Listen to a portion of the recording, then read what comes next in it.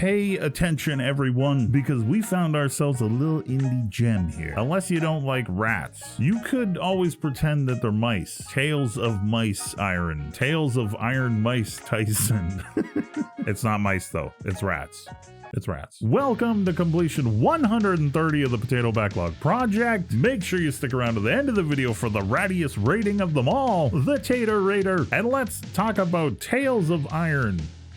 A little sleeper diamond in the rough gem of an indie game. There is actually a sequel that just released, Tales of Iron 2 Whiskers of Winter, which I'm definitely interested in checking out after my Tales of Iron playthrough. It kind of looks like this game but on steroids. You are King Reggie, a young rat that must avenge his father's death that came at the hands of the evil frog people. As Reggie, you will take up arms and work to rebuild your kingdom, save your family, and kill those damn frogs. You knew that rats and frogs were natural mortal enemies, right? Tales of Iron plays like an action-adventure RPG. There are a lot of influences at play here, within the storytelling, the gameplay, and the characters themselves. The main gimmick of the game appears to be the tough combat and fighting you will face. I played Tales of Iron on the normal setting, and I died a lot. There is an easy setting that says it concentrates more on the story, so if you're someone that gets easily flustered or don't enjoy figuring things out or having a hefty challenge to your video games, you better choose this option off the start because there's no way to adjust it mid-playthrough. Reggie is able to equip himself with body armor and a helmet. There are light, medium, and heavy options to the body armor. Different enemy resistances are also built into the armors. You will need to switch out at times and equip the best option depending on the enemies or boss you're trying to face. You can then equip a one-handed and two-handed weapon. Now, these basically function as your light attack and your heavy attack. You'll then get a ranged weapon to round out your arsenal. Like a pretty well-equipped little rat king. All of the items Reggie can equip have a weight value associated to them. The weight of the items you have equipped does affect your speed and movement while playing. The weapons at your disposal will also affect your fighting strategies. You may want to equip a spear if you feel you need to stay at a safer distance, or you can also choose from axes, hammers, and different types of swords. There is a nice variety available, and the smart player will gear up properly before each boss battle because they do be tough. Bosses and enemies in Tales of Iron are very pattern oriented. The big challenge comes in how hard they hit. You won't get a lot of forgiveness if you lose your composure. There is a parry mechanic available, but that of course will only repel certain attack types. Enemies will have unblockable attacks, projectiles, different area attacks, faster movement, and sometimes they'll summon little minion friends to help them out. There are areas in the game where a little NPC buddy will join you to help you fight. They don't really do a ton when they show up, but they're usually story related. They can do a little bit of damage, and they serve as a pretty good distraction in most of the boss fights. The ability to stay calm and identify attack types quickly will be your best way to survive and complete the game. There are bosses where I died 10 to 15 times out of stubbornness alone before I figured out how the game really worked. Reggie has a dodge option that you're able to cancel out of into your heavy and light attacks. I had fun messing with the system and figuring out which combinations of attacks would be the most effective for what I had equipped. Reggie carries a flask of what the game will tell you is bug juice. This is a rat we're talking about, so there could really be anything inside that flask. You just have a look at it. You tell me what's in there. As long as you have some juice, you're able to heal yourself. Juice is acquired from barrels spread throughout the world, or you can harvest it from bugs you killed on the fly. All pretty standard stuff in the rat kingdom of Reggie, I guess. Visually, the game is pretty great. It's gory in a cartoony kind of way. Bug guts get on Reggie's fur and weapons. You'll decapitate and dispatch enemies in some pretty ruthless ways. But it all kind of seems innocent and fun because of the hand-drawn cartoon-like quality of the visuals. Everything here moves smooth and looks great on the screen. It almost feels like you're playing a storybook. A storybook about gross little rats that want to kill frog people.